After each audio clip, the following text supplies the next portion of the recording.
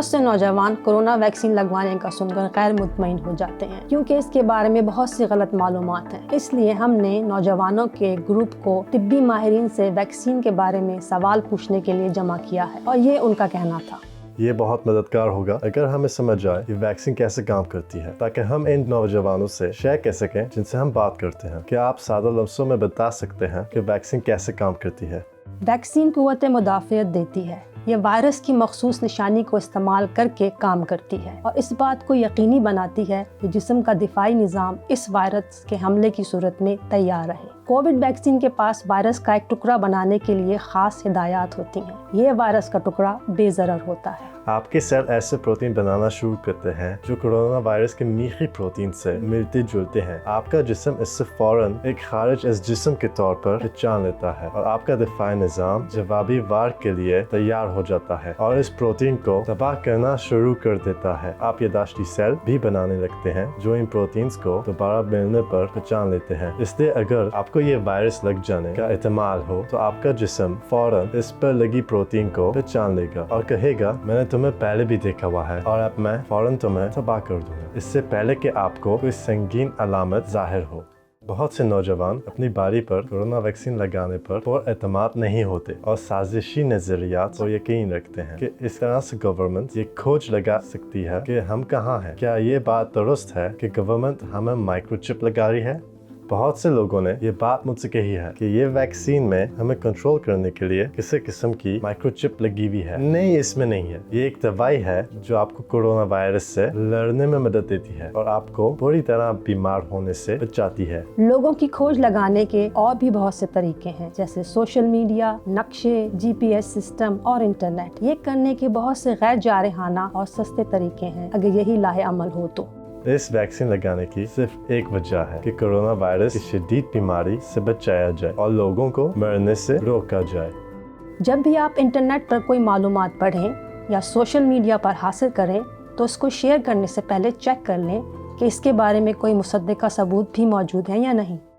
ہمارا corona virus کے ساتھ ایک سال رہنے کا تجربہ رہا ہے کہ پابندیاں لگ گئیں، پھر ہٹا لی گئیں اور پھر لگ گئیں۔ جب ہم سوچنے لگے کہ زندگی اب معمول کی طرف واپس جاری ہے، ہمیں فکر ہے کہ ویکسین ہمیشہ کے لیے مدافعت نہ دے سکے گی اور لاک ڈاؤن لگنے اور پابندیاں ہٹانے کا عمل جاری رہے گا۔ ویکسین لگنے کے کتنے عرصے تک دفاعی نظام برقرار رہتا ہے اور کیا آپ سمجھتے ہیں کہ زندگی کبھی معمول پر واپس آ جائے گی؟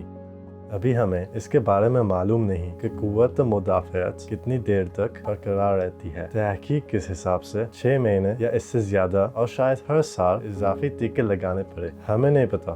فی الحال ویکسین نہیں ہے۔ جیسے جیسے زیادہ سے زیادہ لوگوں کو ویکسین لگے گی، امید ہے کہ ہم دکھا سکیں گے کہ یہ مدافعت اتنی دیر تک رہتی ہے، اگر اس سے زیادہ نہیں۔ جو ہمیں پتا ہے وہ یہ ہے کہ آپ کو فوری حفاظت فراہم کرتی ہے اور کورونا وائرس سے ہونے والی بیماری سے بچاتی ہے۔ فائزر اور ایسٹرازینیکا ویکسین کی 2 ڈوزیں کیوں ہوتی ہیں؟ بہت سے کورونا وائرس ویکسین کی 2 ڈوزیں ہوتی ہیں تاکہ مکمل حفاظت حاصل ہو سکے۔ ابتدا میں دفاعی نظام کو باہر سے آئے جینی مواد کے خلاف متحرک ہونے میں تھوڑا وقت لگتا ہے اور پھر یہ یادداشتی خلیے بھی بناتے ہیں۔ فائزر ویکسین کی پہلی مقدار 80% مؤثر ہے، جو بہت اچھا ہے۔ دوسری صورت میں آپ اگر صحت مند اور نسبتاً جوان ہیں تو دوسری ڈوز 95% تک حفاظت دے سکتی ہے۔ بہت سی ویکسینوں کے اضافی ٹیکے لگتے ہیں جیسے MMR اور ہیپاٹائٹس۔ یہ کوئی نیا نظریہ نہیں ہے کہ بوسٹر ہونا چاہیے اور بہت سے لوگ جن کو TB ویکسین کو لگے 10 سال کا عرصہ ہو چکا ہو تو ان کو بھی اضافی ٹیکوں یعنی بوسٹر کی ضرورت ہوتی ہے۔ یہ بہت عام بات ہے اور یہ اس سے مختلف نہیں ہے۔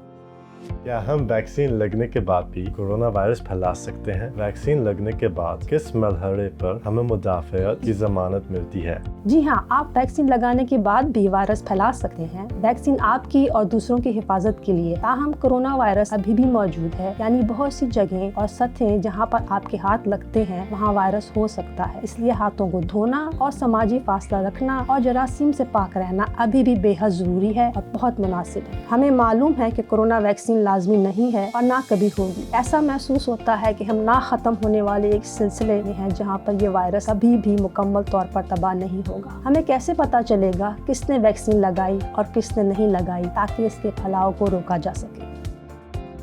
जी हाँ, हमें पता होगा कि कितने लोगों ने वैक्सीन लगवाई थी, क्योंकि उनके जीपी के मेडिकल रिकॉर्ड में ज़ब्त होगा और इससे हमें पता चलेगा कि किसने वैक्सीन लगवाई।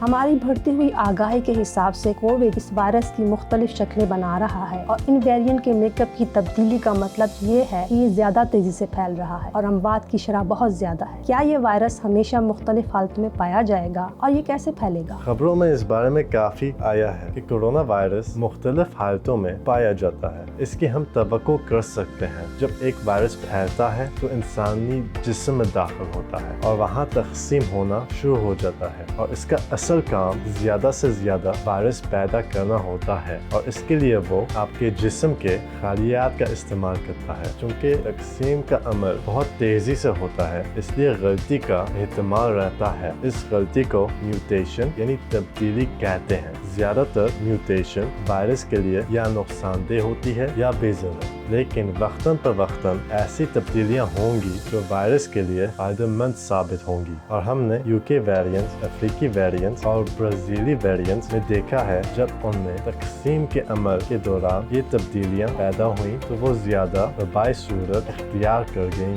इस वक्त हम समझते हैं कि ये वैक्सीन इन तब्दील शुदा वायरस पर भी असर करती है और ये बहुत अहम बात है और इसलिए इसको लगवाना चाहिए। ताहम अगर मुस्तक़बिल में तब्दील शुदा वायरस आता है जो इस वैक्सीन से मुतासर नहीं होता तो वैक्सीन कंपनी का कहना है कि उन्हें इस वैक्सीन में रद्द-बदल करके इस नए वायरस के मुताबिक बनाने में देर नहीं लगेगी।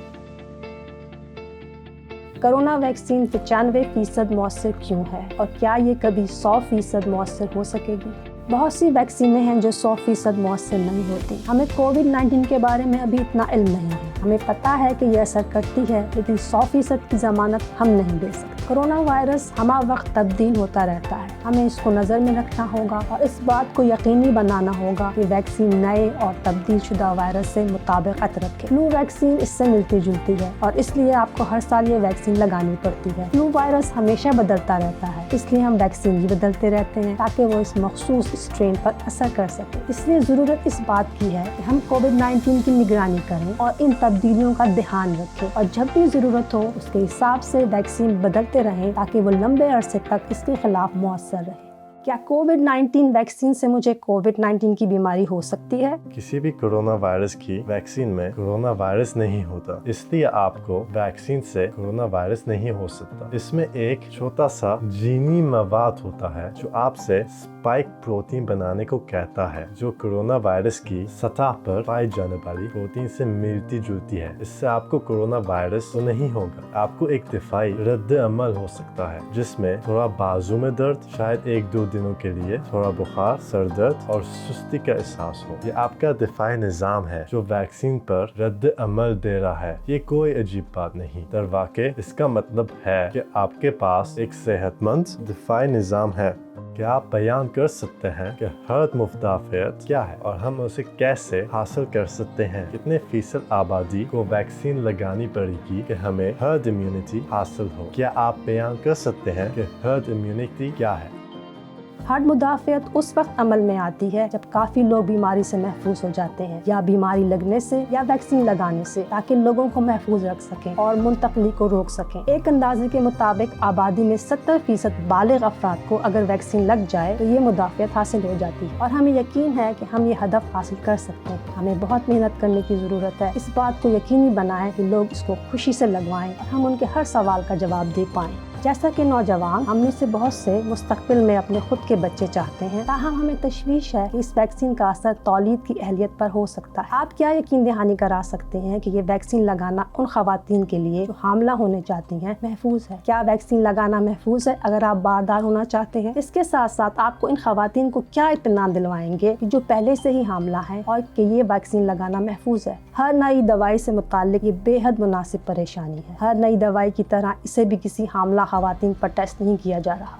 دنیا بھر کے ماہرین صحت نے ان کمپنیوں کی آزمائشوں کو اور ڈیٹا کو دیکھا ہے جو انہوں نے کی ہے۔ ہمیں جس بات کا علم ہے وہ یہ ہے کہ اس نے کسی بھی مرد یا عورت کی اس صلاحیت کو متاثر نہیں کیا ہے۔ اس لیے اگر آپ بچہ پیدا کرنے کے بارے میں سوچ رہے ہیں تو یہ ویکسین کا لگانا محفوظ ہے۔ ماہر وضع حمل اور ماہر امراض نسواں کے ورک کالج کے ہدایت نامے کے مطابق اگر آپ کو اس بیماری سے بہت زیادہ خطرہ ہے یا آپ اس کی زد میں آنے کا اندیشہ رکھتے ہیں جیسے کہ فرنٹ لائن ورکر کو، تو ان کو یہ ویکسین لگوانے کے بارے میں سوچنا چاہیے۔ بنیادی طور پر یہ خطرہ بمقابلہ فائدہ والی صورتحال ہے۔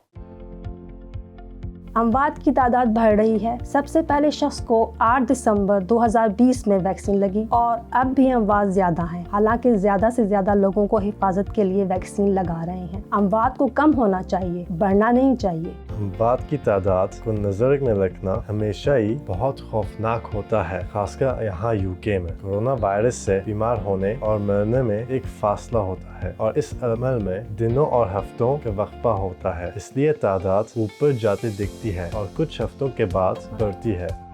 حالانکہ بہت سے لوگوں نے ویکسین لگائی ہے جو کہ معمولاً ایک ہی ڈوز پر مشتمل ہے، جبکہ حفاظت کی صحیح سطح تک پہنچنے کے لیے 2 ڈوزوں کی ضرورت ہوتی ہے۔ اور اس لاک ڈاؤن میں پابندیاں اتنی سخت نہیں تھیں جتنی پچھلے سال مارچ میں تھیں۔ کیونکہ پابندیاں سخت نہیں ہیں، اس لیے اس کا کرونا وائرس کے پھیلاؤ پر اتنا بڑا اثر نہیں ہو پا رہا جس کی امید کی جا رہی تھی۔ ہم ہمیشہ یہ سنتے ہیں کہ نوجوان کورونا ویکسین پھیلانے کا باعث بنتے ہیں۔ کیا نوجوانوں کو کورونا ویکسین لگوانا اہمیت کا حامل ہے؟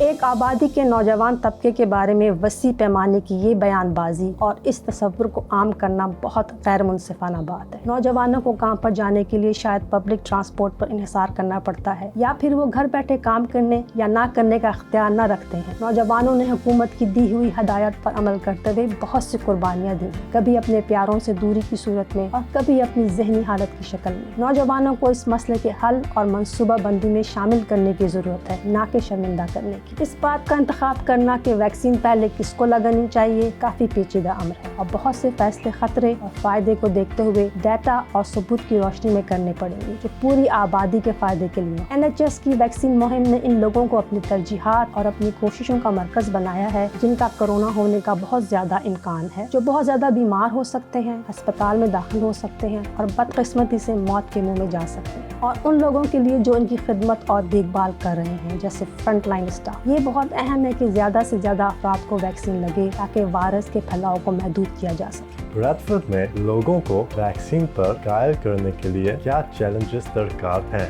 چیلنجوں میں سب سے بڑا چیلنج بے یقینی اور بریڈفورڈ میں پبلک سروس پر بریڈفورڈ کمیونٹی کا عدم اعتماد ہے، جو نسلی اقلیتوں اور بہت کم نمائندہ برداری کی صحت اور دوسری خدمات میں تجربات کو مد نظر رکھتے ہوئے قابل فہم ہے۔ لوگوں کے پاس غلط پیغامات کی یہ لغار ہے، اور ایسے میں یہ ہماری ذمہ داری ہے کہ لوگوں کی اصل پریشانیوں کو سنیں، ان سے ہمدردی کا اظہار کریں، ان کا واضح اور قابل فہم جواب دیں، اور صاف اور شفاف طریقے سے کورونا ویکسین کی جلد تکمیل کو بیان کریں، اور یہ کہ یہ ویکسین کیا ہوتا ہے اور یہ کیسے کام کرتی ہے۔ ہمیں علاقے کی تنظیموں اور مقامی سرگرم کارکنان کے ساتھ مل کر کام کرنے کی ضرورت ہے تاکہ ان معلومات کو اس طریقے اور وضاحت کے ساتھ فراہم کیا جائے کہ لوگ ان سے جڑ جائیں۔ مکمل شفافیت کے ساتھ میں نے ویکسین کی پہلی ڈوز لے لی ہے، اور نہ میں زومبی بنی، نہ ہی چپکلی، اور نہ ہی روبوٹ میں تبدیل ہوئی جیسا کہ لوگ کہتے ہیں۔ میں سمجھتی ہوں کہ بہت اہم ہے کہ اس خطرے کو اپنے آپ سے، اپنے پیاروں سے اور مجموعی طور پر معاشرے سے دور رکھا جائے۔ ہم صرف اس وائرس کے پھیلاؤ کو روک کر ہی اس کی شدت سے لڑ سکتے ہیں۔